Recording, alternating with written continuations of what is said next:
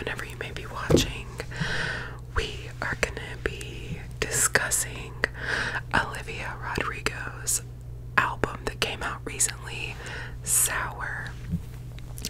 And I'm gonna be giving you my official ranking of the songs. I don't know how many there are, 11, 12, 13, something like that. So yeah, I'm gonna tell you what order I favor them in, and I'm gonna tell you what my favorite part of each song is, and maybe just like some thoughts on the song as well. I have my laptop over here. I have all of the songs open to their lyrics so that I can like read specific parts to you. So I'll just count them. There's 1, 2, 3, 4, 5, 6, 7, 8, 9, 10, 11. So there's 11 songs. But I'm actually gonna I'm just gonna pluck Driver's License out of the running. It came out so much earlier than the album, and I abused it, so I cannot be objective about it anymore. I did love it, or do still, but I've just kind of wore it out.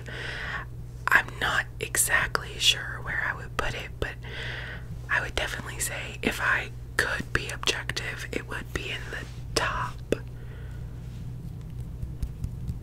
5, maybe, if it had come out with the rest of the album. I'm not sure, but we're gonna get that one out of the way first. So if you haven't heard the album, why? It's pop punk, but I really like it. She's young, but she's super talented, and yeah, I'm not above being obsessed with pop music. Like, I've mentioned many times that I am a huge Taylor Swift fan, like stan, Swiftie behavior, and Olivia Rodrigo loves Taylor Swift, so it's pretty natural that I was gravitated to her music. And I think that if you're on TikTok, everyone kind of got sucked into the drama surrounding Driver's License. So since it's being removed from the running, we'll just do my top 10 ranking. Let's get in to the ranking. Should we start at the bottom?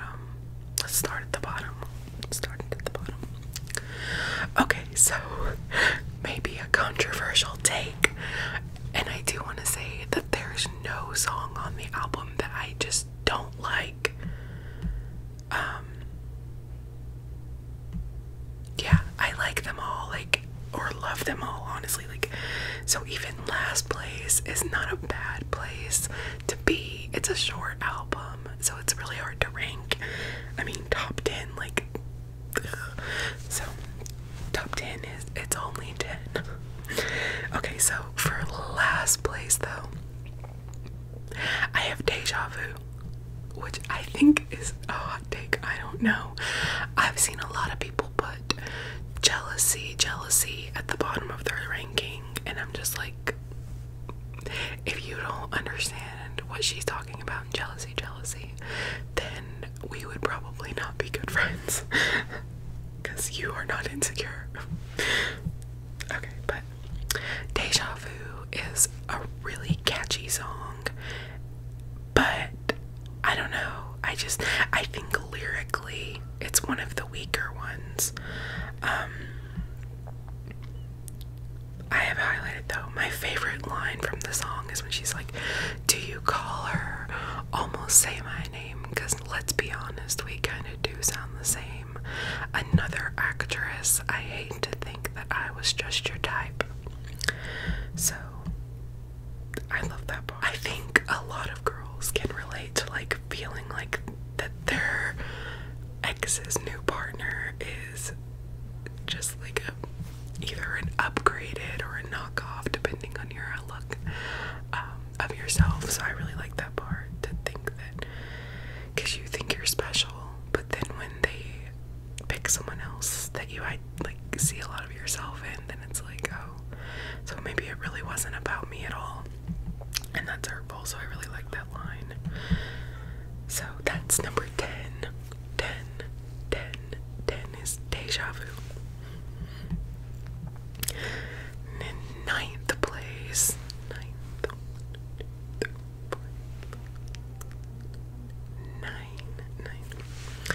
I have One Step Forward, Three Steps Back. And I do like this song. I think that, like most of him, there's a lot lyrically going on that I really like. But most of because it is primarily a breakup album, most of the songs are about her feelings after the relationship is over. But this one is set more in the middle of a relationship and being treated badly. I don't fly with that. I just, every time I hear this song, I'm just like, oh, leave him. But my favorite part is, yeah, it's in the first verse where she's like, you got me fucked up in the head, boy. Never doubted myself so much. Like, am I pretty? Am I fun, boy? I hate that I give you power over that kind of stuff. And again, I think most women, girls, whatever, even men too, I'm sure, or no, anybody, non-binary, whatever, can relate to feeling like you tie your self-worth and your self-esteem into what your partner thinks about you, especially if they gaslight you or degrade you, or, you know, just make you feel like you don't matter enough, or you're just not good enough. So yeah, it's this one definitely, though, I'm just like, I just think leave, but it's still a good song. So number 9 is One Step Forward, Three Steps Back. What am I hearing? Fucking drugs. I wish everyone in this town could just admit that their wiener is so small and stop torturing everybody by the sound of their engines or their exhaust, whatever. Okay, so number 8 is Jealousy. So this is one that I like the message behind, but I think the message puts it up more than maybe the lyrical content of it. It's one of the songs on the album that has a kind of pop punk vibe. So, but my favorite part is towards the end. It's the bridge right before the end where she goes back into the chorus for the last time. And she's like, all your friends are so cool. You go out every night in your daddy's nice car. Yeah, you're living the life. Got a pretty face, a pretty boyfriend too. I want to be you so bad, and I don't even know you. And this is my favorite part. And she's like, I love the way she sings. She's like, all I see is what I should be. Happier, prettier, jealousy. I love that line. So, yeah. We live in a society, I feel like, that is built upon comparison, and comparison is the thief of all joy. So I really don't get when people are like, oh, I don't get this song, I don't like this song. Like, if you can't relate to feeling like you're not gonna, you know, that someone else is better than you, someone else has it easier than you, someone else is prettier than you, more successful than you, I don't know, you're living a charmed life. So yeah, number 8 for me is Jealousy. Still a really good song though. Number 7 is the track track for the album, which is Brutal. It's the another one of the kind of more rock sounding. It's one that I had to listen to a few times before I felt like I got it, because it's not very like melodically like rhyming. There's a lot of like rhyming and back and forth melody. It's kind of she talking. It's kind of more like she's talking than singing. But the message is good, especially if you are a teenager, which I think is why it might be higher for teenagers, because she is like 18 and I think she mentions being 17 in the song. So, but I actually still really like it. It makes me feel like, it reminds me of when I was a teenager and I was so angsty and misunderstood. So yeah, so I think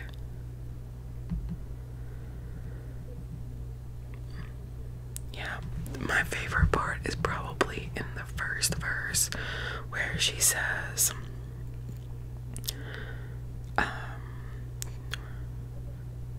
yeah, she's like, I'm so tired that I might quit my job, start a new life, and they'll all be so disappointed, cause who am I if not exploited, and I'm so sick of 17, where's my fucking teenage dream, if someone tells me one more time, enjoy your youth, I'm gonna cry. Yeah, like, if that had come out when I was 17, it's all I would have listened to, like, I feel like unless you're super popular and just beautiful and lovely, then most teenagers go through a very angst-ridden, nobody gets me, life sucks phase, and this would have been like the pop anthem for me. Like, I listened to a lot of like emo music back then, but this would have made it into my pop rotation.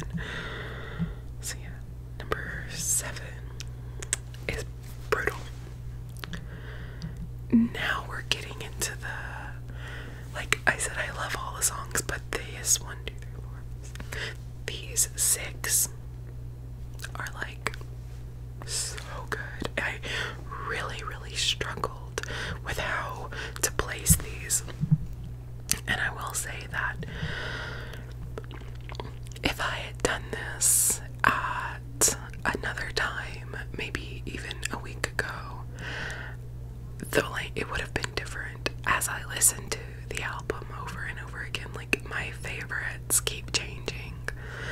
So at number 6 though is the last track on the album, and it's called Hope You're Okay, and it's actually very applicable for Pride Month because it's about people in her life that were part of the LGBTQ community, it seems, and were kind of mistreated because of that. So yeah, my favorite, I like the whole song, honestly. It's beautiful. I teared up the first time I heard it, but I think the first verse is probably my favorite because she says, I knew a boy once when I was small, a towhead blonde with eyes of salt. He played the drum in the marching band. And then this is my favorite part. And he's like, his parents cared more about the Bible than being good to their own child. He wore long sleeves because of his dad. Oh my god, it was so sad. The second verse is sad too, and it's about her middle school friend. She's like, my middle school friend grew up alone. She raised her brothers on her own. Her parents hated who she loved. She couldn't wait to go to college. She was tired because she was brought into a world where family was merely blood. And then the part that made me tear up the first time I heard this song is the next line. She's like, does she know how proud I am that she was created with the courage to unlearn all of their hatred? So yeah, at the end of both verses and towards the end of the song, she always says, you know, like, I hope you're out there, and I hope that you're okay. So, it's a really pretty song, but it's definitely sad. Love it though. So, number 6, hope you're okay. Number 5,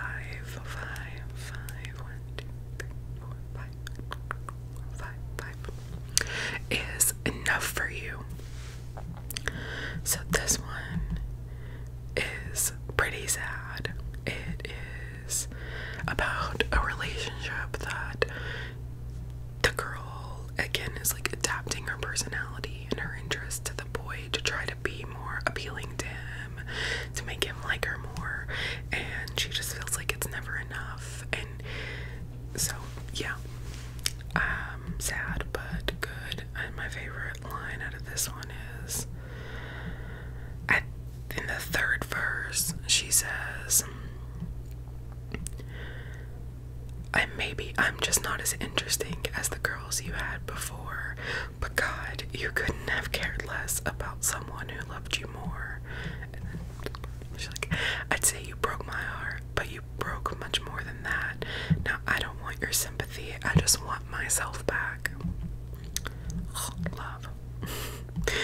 These songs are all very angsty, and like, I relate to them so much, but for no reason, because the one pseudo-serious relationship I had as a teenager, they did not do any of these things to me.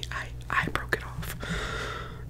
So I don't know why I like love sad, angsty breakup songs so much, but I really do. So yeah, I love that. I'd say you broke my heart, but you broke much more than that. Love that. So true. Alright, so that was number 5. Enough for You. Number 4. 1, 2, 3, 4 is Good For You, which she recently released to the radio, so it's gotten a lot of attention. It's the one that's very like angsty, pop punky, Paramore sounding, bitter, angry. Fuck you, love it, I live for it. This song has been making the round on TikTok, the rounds, and I have to say my favorite part seems to be everybody else's favorite part in the last chorus, where she changes it up a little bit and she's like, you look happy and healthy, not me, if you ever cared to ask. Good for you, you're doing great out there without me, baby, like a damn sociopath. It's so cathartic. But yeah, I love that part. It's a fun song though, especially if you're a bitter teenager, honestly, just a bitter person who's been broken up with. It's good. Love it. Love. And the video is really cool. It's very like Jennifer's Body vibes. So yeah, that's number 4. 4. Good For You.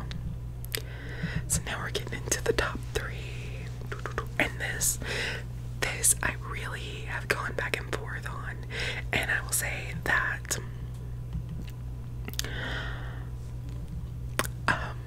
it's changed. These 3 songs at different times have been my favorite song on the album. This 3rd one was my first favorite song on the initial listen through that I didn't already know, because she had, of course, already released Driver's License, Deja Vu, and Good For You before the album came out. So of the 8 songs that I hadn't heard, number 3 was my first favorite, my first standout, and it is called Traitor. Love it. So towards the end, I mean, she says this a couple times, but I like this part because it combines with the bridge. So it's the end of the chorus, and she says, loved you at your worst, but that didn't matter. It took you 2 weeks to go off and date her. Guess you didn't cheat, but you're still a traitor. And then she's like, God, I wish that you had thought this through before I went and fell in love with you. So good.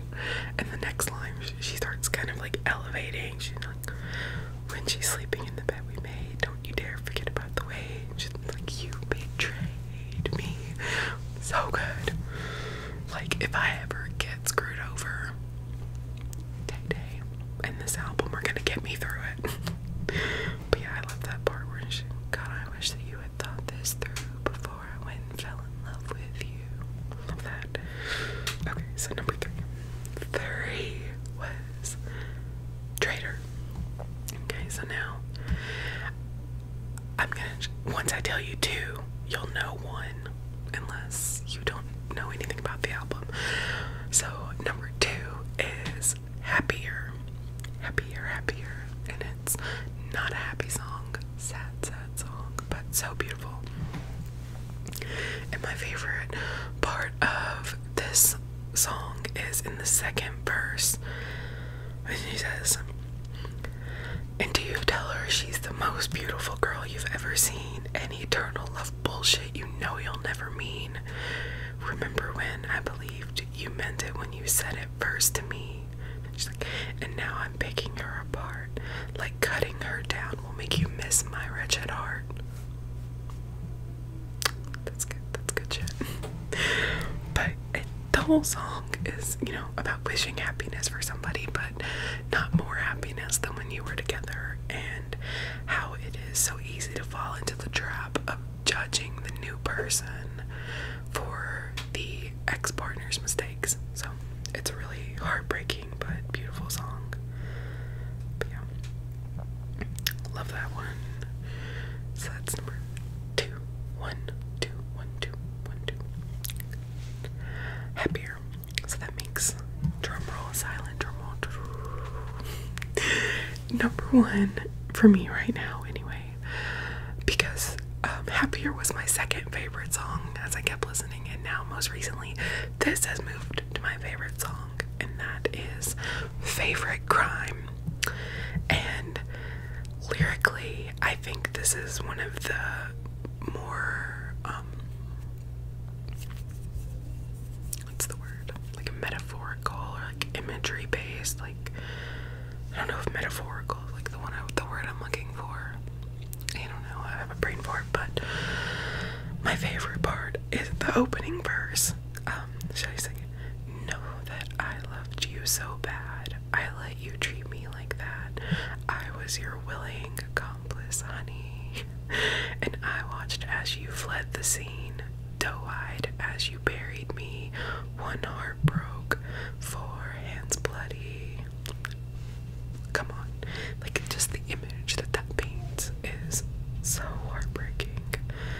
But yeah, it's a beautiful song. I mean, the chorus is beautiful too. She's like, you know, oh, the things I did just so I could call you mine. Oh, the things you did.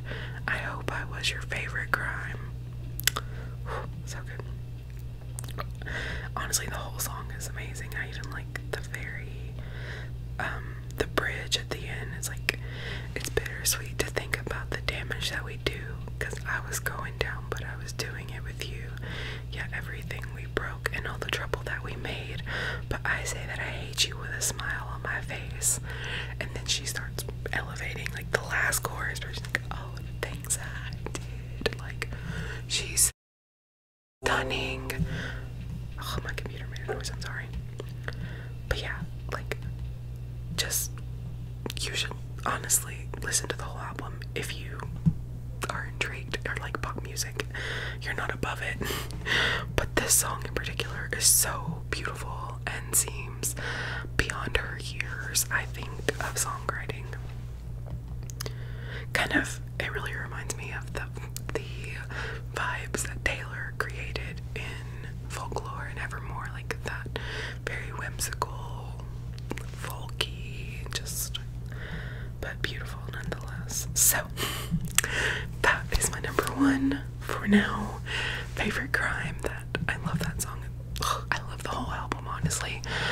Obviously, otherwise I wouldn't have made a whole video about it. But nonetheless, definitely worth a listen, I think. If you guys liked this video, please do let me know. I could do more album walkthroughs, like if you guys like Taylor Swift, like I could talk about Taylor Swift until the end of time. But I do love other albums and other music, lots of other music. You guys could even tell me like your favorite albums, and I'll like give them a listen at work and figure out my like feelings and thoughts on them. That might be fun. So yeah, leave it in the comments, let me know.